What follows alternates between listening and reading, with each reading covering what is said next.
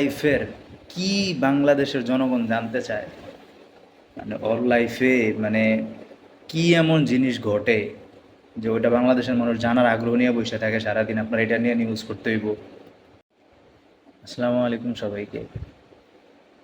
তো ইদানিং আসলে একটা জিনিস লক্ষ্য করতেছি, যেটা আমাদের বাংলাদেশের মিডিয়ার ভাইদেরকে নিয়ে, যারা মিডিয়াতে কাজ করেন। মিডিয়াতে আসলে এখন যে কেউ চাইলেই একটা ক্যামেরা বা একটা মোবাইল হইলেই আর একটা পেজ হইলেই সে মিডিয়ার কর্মী হয়ে যায় বা সাংবাদিক হয়ে যায়। ঠিক আছে, তুমি সাংবাদিকতা করো, হ্যাঁ, তোমার সামনে যদি কোনো অপরাধ ধরা পড়ে বা মোট কথা নিউজ হইলেই হইলো। ঠিক আছে, বাট এটা যাতে জনগণ যাতে জানার আগ্রহ থাকে তোমার নিউজ সম্পর্কে, তুমি কি নিউজ দিবা বা আদৌ তোমার নিউজে যাতে জনগণের উপকার হয়, ওই রকম নিউজ তুমি মানুষে দিবা।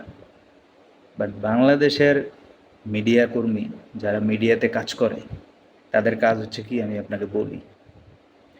মামুন লায়লারে তো আপনারা চিনেন। আচ্ছা, মানে ওর ওর লাইফের কি বাংলাদেশের জনগণ জানতে চায়?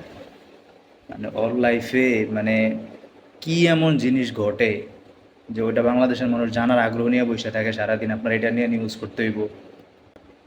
আমি বাংলাদেশের অধিকাংশ সাংবাদিকরে দেখছি হুদাও হুদাও যায় যায় ওই এতে এতে কিল দিছে, এই মেয়ে মেরে ঘুষি দিছে, এইসব নিয়ে নিউজ করে। এই এইসব ফালতু লোকেরা আপনারা প্রমোট করতেছেন, ঠিক আছে? যার কারণে আজকে আপনাদের এই মিডিয়া জগতের এই অবস্থা, ঠিক আছে? অনলাইন জগতে মিডিয়ার জগতে আপনাদের এই অবস্থা, ঠিক আছে? ভালো নিউজ ছড়ান, যেটা ছড়াইলে জনগণের জনগণের ফায়দা হইব, দেশের ফায়দা হইব, ওইসব নিউজ করেন। কি লায়লা মামুন, ওই এখন আবার নতুন পাগলের আমদানি হয়েছে, কি জানি এদের নাম, মেহেদি শুভ ভাইয়া। মামুন গেছে গা ছাইরা, এখন মেহেদি শুভ ভাইয়া আইছে, এখন হ্যারে নিয়ে নিউজ করা শুরু করছে।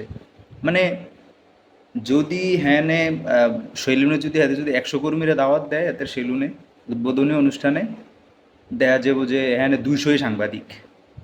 ঠিক আছে, এই ফাও নিউজ করার লেগে যায় বইয়ে থাকে।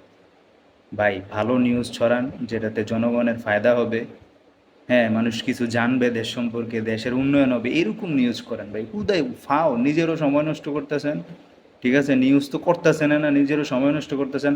আর এই দেশের মধ্যে এসব উল্টাপাল্টা জিনিস আপনারাই ভাইরাল করতেছেন। ফেসবুক এখন আপনাদের দখলেই, আপনাদের কারণে ফেসবুকে ঢুকতেও মন চায় না।